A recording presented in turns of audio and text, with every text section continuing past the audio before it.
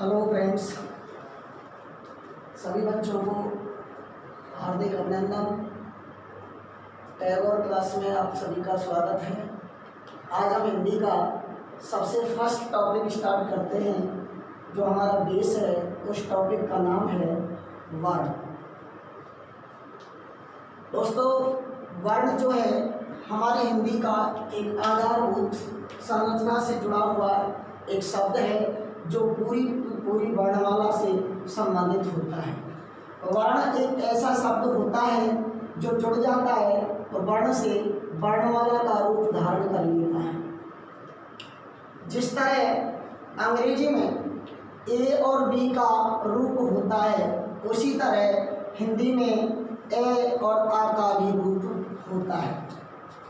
और वर्ण संसार की जितनी भी विषय हैं उनमें हिंदी जो एक ऐसी विषय है, वो वर्ण जो है वो वर्णमाला का सबसे छोटा रूप होता है।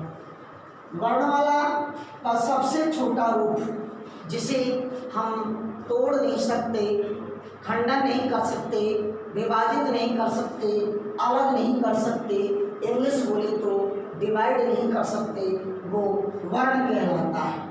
अर्थात ऐसा अक्षर जिसको हम और दूसरे भागों में बांट नहीं सकते, वो वर्ण कहलाता है। वर्णों का व्यवस्थित एवं क्रमबद्ध समूह वर्णमाला कहलाता है। जैसे एक फूल की माला एक माला नहीं कहलाती, उसमें अनेक फूलों का समूह होता है, वो फूल की माला कहलाती है। उसी तरह वर्णों की समूह वर्णमाला कहलाता है। आज हम आपको इस टॉपिक से संबंधित और कुछ बातें भी बताने को जा रहे हैं। वर्णमाला के वर्ण दो प्रकार के होते हैं। नंबर एक तो होता है स्वर और दूसरा होता है व्यंजन। अब हम सबसे पहले बात करते हैं स्वर। स्वर क्या है, स्वर की परिभाषा क्या है, स्वर को कितने भागों में बांटा जाता है, स्वर को किस आधार पर समझाया जाता है, वो सारी बातें आज हम अपने इस टॉपिक पर क्लियर करेंगे। तो सबसे पहले बात करते हैं स्वरों के बारे में। दोस्तों, स्वर एक ऐसा शब्द है जो हमारी नासिका से उच्चारित होकर के हमारी मुखारविंद के किसी न किसी अवयव से बिना टकरा करके जो बोली जाती है। अर्थात ऐसी ध्वनि जो अपने आप में स्वतंत्र होती है, क्या कहलाती है? स्वर कहलाती है। अर्थात वे वर्ण जो बिना किसी आरोह अवरोह के, जो बिना किसी दबाव के, जो बिना किसी के, अर्थात जो अपने आप में स्वतंत्र ध्वनियाँ होती हैं, वो कहलाती हैं स्वर। इसके विपरीत जिनका अपना कोई स्वतंत्र रूप नहीं होता, जो अपना स्वतंत्र अर्थ नहीं निकाल सकते, जिनको अर्थ निकालने के लिए दूसरों पर आश्रित रहना पड़ता है, अर्थात स्वरों पर आश्रित रहना पड़ता है, वो व्यंजन वर्ण कहलाते हैं। क्या कहलाते हैं? व्यंजन वर्ण कहलाते हैं। जब इनकी गिनती देखते हैं तो दोस्तों, हिंदी में स्वर 11 होते हैं और व्यंजन 33 होते हैं। कोई मिला के जब अपन की इनकी स्वरों की बात देखी जाए तो स्वर 11 और व्यंजन 33, कुल 11 और 33 बराबर में 44 होते हैं। तो यहाँ एक प्रश्न बनता है कि वर्ण कितने होते हैं, मूल रूप से वर्ण कितने होते हैं? दो अलग अलग प्रश्न हैं। हिंदी वर्णमाला की जब बात की जाए, अगर कोई ये पूछे कि वर्णमाला में कुल कितने वर्ण हैं, तो यहाँ ये प्रश्न बनता है कि जब वर्णमाला के कुल कितने वर्णों के बारे में पूछा जाए तो वर्णमाला में कुल वर्णों की बात करते हैं तो प्रश्न बनता है 52। लेकिन जब प्रश्न ये पूछा जाए कि वर्णमाला में कुल कितने वर्ण हैं तो प्रश्न बनते हैं 11। वर्णमाला में कुल कितने वर्ण हैं तो बनते प्रश्न ये पूछा जाए कि वर्णमाला में मूल रूप से कितने वर्ण हैं, मुख्य रूप से कितने वर्ण हैं, तो मूलतः 11 प्लस 33 बराबर में 44 होते हैं। अब प्रश्न ये उठता है कि जब 11 स्वर हैं तो वे 11 स्वर कौन कौन से हैं? बच्चों, स्वर 11 कौन कौन से आइए देखते हैं नजर उठा करके। एक, दूसरा आ, तीसरी ई, चौथी बड़ी ई, ओ, बड़ा ओ, ऋषि जोड़ दिया यहाँ, ए, आई, ओ, औ। कुल मिलाकर के स्वर हुए हमारे 1 2 3 4 5 6 7 8 9 10 11 स्वरों की हमने जब गिनती की, लेकिन इन स्वरों को भी हमने बांट लिया। अब बांटा तो कैसे बांटा? इन स्वरों को हमने जब बांटा तो यहाँ अलग अलग क्वालिटी, अलग अलग क्वांटिटी के आधार पर हमने इनका डिवाइडेशन कर दिया। जब इनकी बात करें 33, इसे अगले चैप्टर में वाइज अपन करेंगे, लेकिन पहले आज अपन स्वरों का क्लियरिफिकेशन कर लेते हैं। अब तक आपने खूब देखा होगा कि स्वरों को हमने किसी बेस पर बांट दिया, कहीं 2 आधार पर बांट दिया, कहीं 3 आधार पर बांट दिया। बहुत सी किताबों में भी आपने पढ़ा होगा, लेकिन आज आप देखोगे इनका बिल्कुल क्लियरिफिकेशन। यहाँ हम स्वरों का भाग बांट रहे हैं। तो सबसे पहले दोस्तों अपन देखते हैं नंबर 1 पार्ट मूल स्वर। इसका दूसरा नाम अपन देख देते हैं ह्रस्व स्वर। नंबर 2 पर आते हैं, यहाँ ह्रस्व स्वर की अपन बात कर रहे थे, मूल स्वर की बात कर रहे थे, ह्रस्व स्वर की बात कर रहे थे। यहाँ हमने इनको बांटा था 4, आ, ए, ओ, रे। इन्हें अपन मूल स्वर कहते हैं, या इनका दूसरा नाम ह्रस्व स्वर भी कह सकते हैं। तीसरा इनका और भी नाम अपन जोड़ सकते हैं, जिन्हें अपन प्राथमिक स्वर भी कह सकते हैं। चौथा, इन्हें और भी नाम से अपन संबोधित कर सकते हैं, इन्हें और भी कह सकते हैं, जिसे अपन कह सकते हैं मुख्य स्वर। इंग्लिश में इन्हें प्राइमरी भी बोल सकते हैं। इनको अपन नंबर 1 पार्टों में जब हम स्वरों पर डिवाइडेशन करेंगे तो इन्हें अपन दे सकते हैं मात्रा के आधार पर, मात्रा के आधार पर। नंबर 1 मूल स्वर, जिसे अपन कह सकते हैं ह्रस्व स्वर, या दूसरा नाम कह सकते हैं प्राथमिक स्वर, या इन्हें और भी कह सकते हैं मुख्य स्वर। इंग्लिश में इन्हें हम प्राइमरी वर्ड बोल सकते हैं। 4 हैं ये मूल स्वर। कितने हैं दोस्तों? 4। छोटा आ, ए, ओ, रे।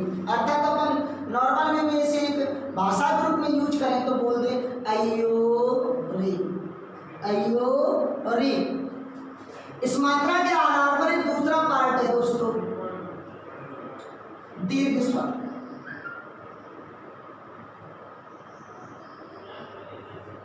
दीर्घ स्वर ये तो हुआ ह्रस्व स्वर, ये नंबर 2 तो हुआ दीर्घ स्वर। किस आधार पर?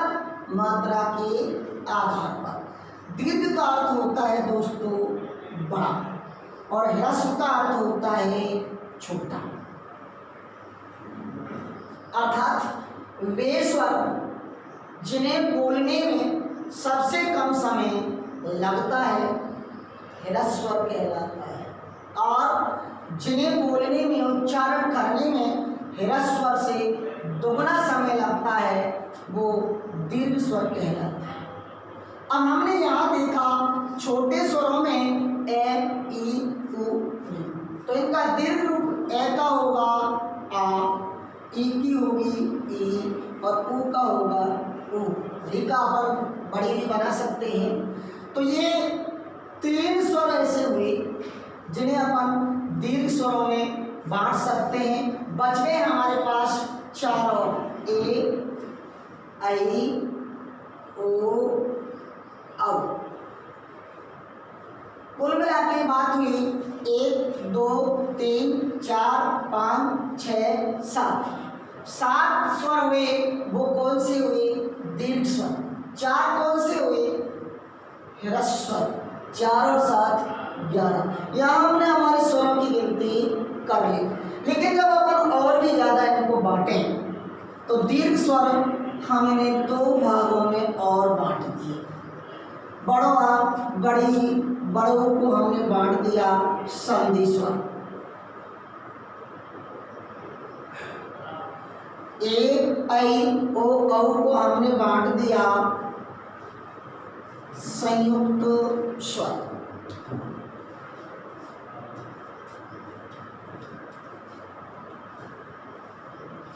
अब प्रश्न ये उठता है कि इनको हमने संधि स्वर क्यों कहा, इनको हमने संयुक्त स्वर क्यों कहा? और प्रश्न ऐसे भी बन सकता है कि संधि स्वर कितने होते हैं, संयुक्त स्वर कितने होते हैं। तो यहाँ से आप खुद पढ़ करके देख सकते हैं, समझ सकते हैं कि 1 2 3 कि संधि स्वर कितनी हुई? 3। तो संयुक्त स्वर कितने हुए? 4। अब अपन बात करते हैं कि इन्हें संधि स्वर क्यों कहा जाता है। बच्चों, जब अपने अगले टॉपिक में जब हम कभी संधि का जिक्र करेंगे तो उसमें एक संधि आती है और उस संधि का नाम है दीर्घ संधि। और दीर्घ संधि 3 ही वर्णों से बनती है, बड़वा, बड़ी, बड़ाऊ। और इन्हीं के कारण इन स्वरों का नाम रख दिया गया संधि स्वर। ए ऐ ओ औ इनको हमने संयुक्त क्यों कहा? इनको संयुक्त कहने के पीछे कारण था क्योंकि ये दो स्वरों के मेल से इनका निर्माण हुआ। आइए देखते हैं कि ए ये किससे बना? आ प्लस ए। उसी तरह ये किससे बना? ये या ऐसे। उसी प्रकार ओ बनता है ए प्लस उ से, ए प्लस ओ या औ से। तभी तो अपन यही बात करते हैं कि जहाँ एक मात्रा जुड़ती है वो तो बन जाती है गुण संधि, और जहाँ 2 मात्रा जुड़ती है वो बन जाती है वृद्धि संधि।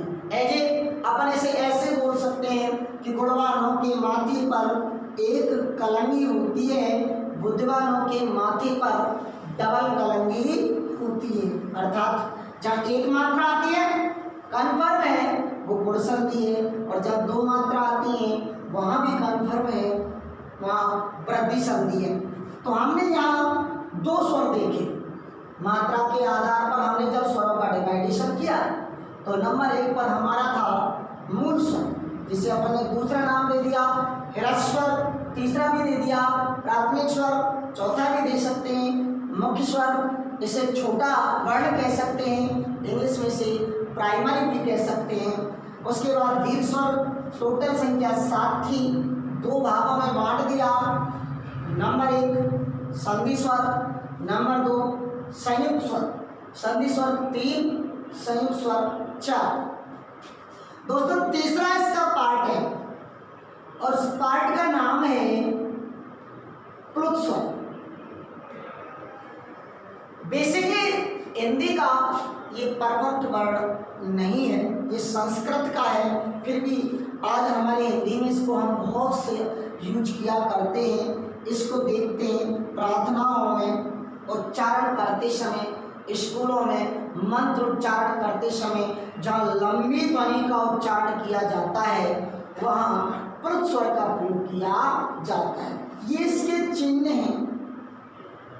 दोस्तों, अगर हम नॉर्मल वे में ओम लिखें और जब इसका उच्चारण करते हैं तो इसे इस तरह बोलेंगे ओम, लेकिन जब हम इसका प्लुत स्वर का प्रयोग करेंगे और अब इसका उपयोग हम जब करने के बाद उच्चारण करेंगे तो ये लंबी ध्वनि का उच्चारण होगा, इसे इस तरह बोला जाएगा ओम। अर्थात जितनी जिसकी क्षमता बोलने की है, श्वास लेने की है, खींचने की है, वो खींचता ही चला जाता है। दोस्तों, हम अब स्वरों के बारे में आपको बात कर रहे थे।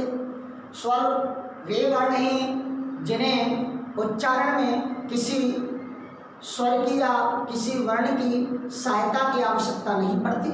ये अपना अर्थ निकालने में खुद ही सक्षम होते हैं। इनको हमने डिवाइडेशन किया और डिवाइडेशन में सबसे पहला पार्ट था मात्रा के आधार पर। मात्रा के आधार पर हमने स्वरों को 3 भागों में बांट दिया, मूल स्वर, दीर्घ स्वर, प्लुत स्वर।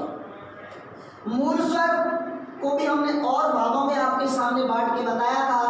ह्रस्व प्राथमिक जो 4 थे, अयो रे, अयोरी के बाद दीर्घ स्वरों पर आए।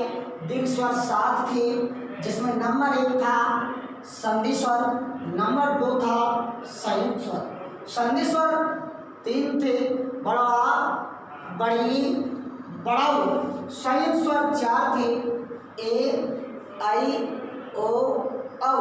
तीसरा प्लुत स्वर, जिसे उच्चारण के हिसाब से खींच करके बोला जाता है। ये हमने पहला पार्ट आपको बताया था मात्रा के आधार पर। आप इसे उतार लीजिएगा।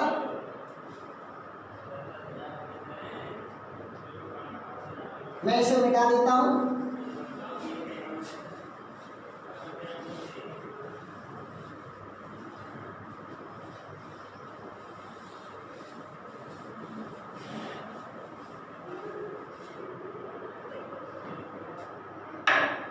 उतार लिया। अब नंबर 2 पे आप बात की जाती है। नंबर 2 पे जब चलते हैं तो नंबर 2 पे दोस्तों ये आता है जेवा।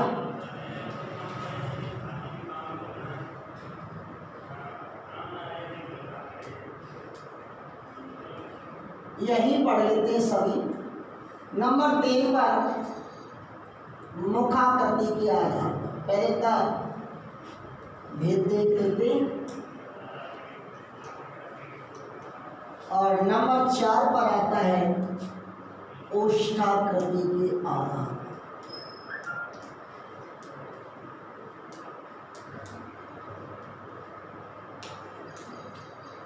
पहला पार्ट हमने पढ़ा मात्रा के आधार पर। नंबर 2 जेवा। दोस्तों हिंदी की मूलभूत प्रॉब्लम्स है कि हम सही उच्चारण प्रोनाउंसिएशन नहीं किया करते, जिसके कारण हमारी आदत बन जाती है गलत पढ़ने की, गलत बोलने की। हम बोलते हैं जेवा, जबकि शुद्ध है जेवा की आकृति के आधार पर। 3 भागों में बांटा, अग्र, मध्य, पश्च। पहले बांट लेते हैं। मुखा यानी जेवा की आकृति के आधार पर। जेवा की आकृति कैसे कि जैसे ही हम स्वर को उच्चारण करते हैं तो जीभ का अगला सिरा सक्रिय रहता है या पिछला सिरा सक्रिय रहता है या मध्य का सिरा सक्रिय रहता है। उस आधार पर हमने इसको बांट दिया 3 भागों में। हमने इसको बांट दिया अग्र, मध्य, पश्च। यानी अगर अगला सिरा सक्रिय बोलते समय जो स्वर आ रहे हैं वो अग्र में, मध्य में या पश्च में। तीसरा पार्ट है मुखाकृति के आधार पर। मुखाकृति के आधार पर भी हमने इनको बांट दिया। पार्ट देखना, सबसे पहले नंबर 1 आता है समृद्ध, नंबर 2 आता है अर्ध समृद्ध, नंबर 3 आता है विप्रत और नंबर 4 आता है अर्ध विप्रत। समृद्ध, अर्ध समृद्ध, विप्रत, अर्ध विप्रत। अग्र, मध्य, पश्च जेवा की आकृति के आधार पर थे। मुखाकृति का मतलब जब हम स्वरों का उच्चारण करते हैं तो हमारी मुंह की आकृति कैसी हो जाती है, उसके आधार पर हमने इसको 4 भागों में बांट दिया। मैं इनका आपको नाम भी बताऊंगा, इनका अर्थ भी बताऊंगा, इनका भेद भी बताऊंगा। ओष्ठ हमारा नॉर्मल वे में होठ बोलते हैं, जबकि शुद्ध है ओष्ठ। ओष्ठाकृति के आधार पर 2 भागों में बांट दिया दोस्तों। एक तो था वृत्ताकार और और एक था ए वृत्ता। ये हमने आपको स्वरों का डिवाइडेशन किया। अब इनका भीतरी रूप देखते हैं। सबसे पहले दोस्तों हम मध्य पे जाते हैं। सबसे इंपॉर्टेंट है मध्य स्वर है, ध्यान रखना, नोट कर लेना, बहुत इंपॉर्टेंट है ए। कौन सा? ए। और ऊपर के जो थे अपन बोल सकते हैं ए आई।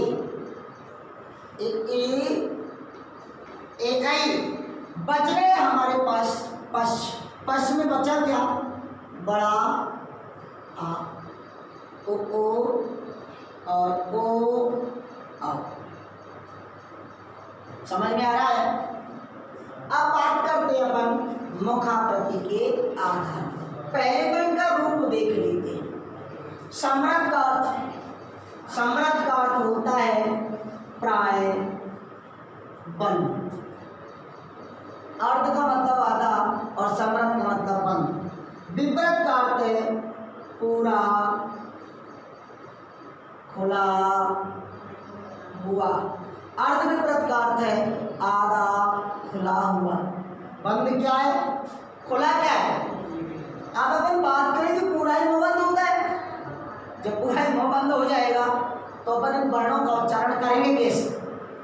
दोस्तों, इन स्वरों को बोलते समय जहाँ मुंह की आकृति हमारी प्राय बंद सी रहती है वहाँ समृद्ध, आधी बंद सी रहती है वहाँ आध समृद्ध, और जहाँ मुंह हमारा पूरा का पूरा खुल जाता है जिन स्वरों को बोलते हुए वो कहलाती है विपरीत, और आधा होता है वो आधा हुआ। दोस्तों दोनों सेम से हुए। अर्ध सम्राट, अर्ध विपरीत। अर्ध सम्राट में आधा बंद है, अर्ध विपरीत में आधा खुला हुआ है। लेकिन यहाँ पर एक सोच का फर्क पड़ता है।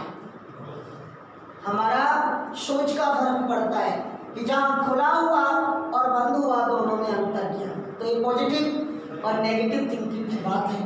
अर्ध सम्राट, सबसे पहले हम विपरीत की बात करते हैं। तो ऐसा कौन सा वर्ण है जिसे बोलते समय हमारा मुंह फूला खुला हुआ होता है? और हम जब उच्चारण करते हैं तो एक वर्ण आता है जो बड़ों का, बोलते समय मुंह पूरा खुल जाता है, आ। इससे पहले हमने मध्य स्वर पढ़ा और मध्य स्वर में हमने छोटा आ पढ़ा, विपरीत में बड़ा आ पढ़ लिया। उसके बाद सम्राट देखते हैं, नजर आपकी ब्लैक बोर्ड पर होनी चाहिए। सम्राट में हमने पढ़ा आपके सामने ए ओ, छोटी ए बड़ी, छोटा ओ बड़ा ओ। अर्ध सम्राट की बात करते हैं तो ए और ओ। दोस्तों बहुत सी किताबों में आपको इस अर्ध सम्राट में और विपरीत में और भी वर्ण मिलेंगे, लेकिन स्पेशली राघव प्रकाश सर ने इनको फुली डिवाइडेशन करके भी बताया है और मान्य भी किया है ए और ओ। उसके बाद विपरीत मैंने आपको बता दिया। चौथा जो इसका पार्ट अर्ध विपरीत में बच गया, देख लेना। छोटा आ, ए ऊ है आई, और और दोस्तों इतना पढ़ने के बाद अब हम आगे चलते हैं और लास्ट हमारा बचा ओष्ठाकृति के आधार पर। यानी जब हम वर्ण बोलते हैं तो वर्णों को बोलते समय हमारे ओठों की आकृति कैसी हो जाती है, इस आधार पर हमने वर्णों को दो भागों में बांट दिया, वृत्ताकार, अवृत्ताकार। वृत्त गोल होता है यानी साइकिल के आकार का, और यहाँ मैंने आपको एक दिन बताया था पढ़ाते समय दोस्तों, हिंदी लगती है लेकिन बहुत कठिन होती है। मैंने कहा था एक दिन ट्रिकी लेवल में आपको बताया था कि ए अनार लगा दो, विलोम शब्द बना दो, ए का अर्थ नहीं बोल दिया। अर्थात वे वर्ण जिन्हें बोलते समय मुंह की आकृति, होठों की आकृति गोल हो जाती है वो वृत्ताकार कहलाते हैं। और वे वर्ण जिन्हें बोलते समय होठों की आकृति गोल नहीं होती अवृत्ताकार कहलाते हैं। वे वर्ण जिन्हें बोलते समय होठों की आकृति हो जाती है गोल वृत्ताकार, और वे वर्ण जिन्हें बोलते समय होठों की आकृति गोल नहीं होती वो कहलाती है अवृत्ताकार। दोस्तों इनको समझने के लिए खुद का प्रैक्टिकल करके आप देखो। शुरू से देखें, अगर होठों की आकृति गोल हो रही है तो वो जाएंगे वृत्ताकार में, अगर होठों की आकृति गोल नहीं हो रही है तो वो जाएंगे अवृत्ताकार। देखें शुरू से देखते हैं हम अर्थात गोल नहीं हो रही तो हम इसको यहाँ लिख देंगे आ। इसमें तो हमारा मुंह पूरा खुला हुआ है अर्थात गोल नहीं हो रहा, इसे फिर हम यहाँ लिख देंगे ए गोल नहीं हो रही। ऊ अर्थात ऊ और ऊ को बोलते समय हमारी होठों की आकृति पूरी तरह गोल हो रही है, तो इसे अपन यहाँ रख देंगे ए आई। और फिर देखते हैं ओ और आ, अर्थात इनमें हमारे होठों की आकृति कैसी हो रही है, गोल हो रही है। तो गोल हो रही है तो वृत्ताकार में 4 हुए, अवृत्ताकार के बच्चे कुछ हमने लिख दिए। तो यहाँ हमने आपको पढ़ाया स्वरों के बारे में। स्वर क्या है, स्वर की परिभाषा क्या है, स्वर किसे कहते हैं, स्वरों का डिवाइडेशन किस आधार पर किया गया, स्वरों को हमने कौन कौन से रूपों में बांटा, उन रूपों का भेद क्या था, भीतरी रूप क्या था, नामकरण कैसे किया गया, सारी चीजें हमने आपको आज के चैप्टर में बताई। अब बात मेन चीज ये थी कि प्रश्न ये आता है कि वर्ण कितने होते हैं, मूलतः वर्ण कितने होते हैं, मुख्यतः वर्ण कितने होते हैं। जब ऐसी बात आती है तो कंफ्यूजन होता है। आज हम इसी कंफ्यूजन को आपके सामने पूरी तरीके से आपका कंफ्यूजन मिटाने की कोशिश की कि वर्ण 52 होते हैं, लेकिन जब मुख्यतः मूलतः वर्णों की बात करते हैं तो 11 होते हैं स्वर, 33 होते हैं व्यंजन, अर्थात 44 होते हैं। आज एक नया स्वर भी आ गया है और उस स्वर का नाम हमने दिया आगत स्वर। आमिस आए गतनिस गए, अर्थात आए गए, अर्थात जो हमारा नहीं था, जो बाहर से आया था और आकर के हमारे पास रुक गया, वो कहलाया आगत स्वर। नया आया जिसे अपन इस तरह बोलते हैं। दोस्तों ना तो ये ओ होता है और ना ही ये आ होता है, लेकिन इंग्लिश में हम इसे ओ के रूप में बोल देते हैं। अब इसे लिखते तो ओ में है लेकिन उच्चारण ओ की तरह नहीं किया करते। जिस तरह हमने आपको 2 शब्द लिख दो, एक तो लिख दिया हॉस्पिटल, दूसरा लिख दिया डॉक्टर।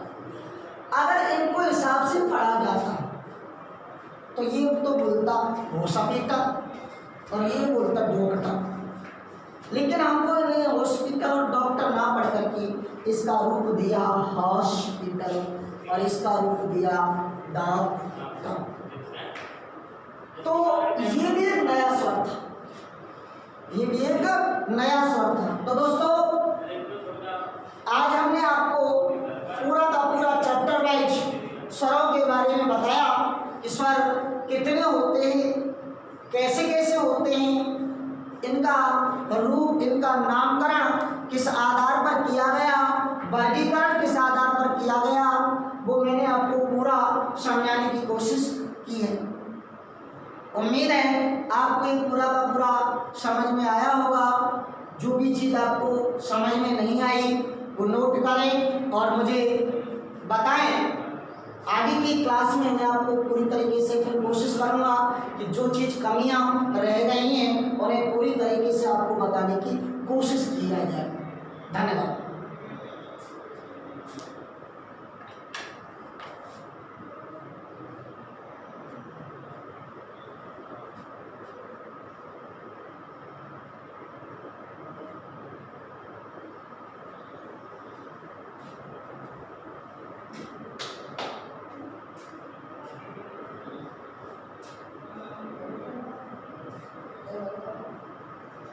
आपका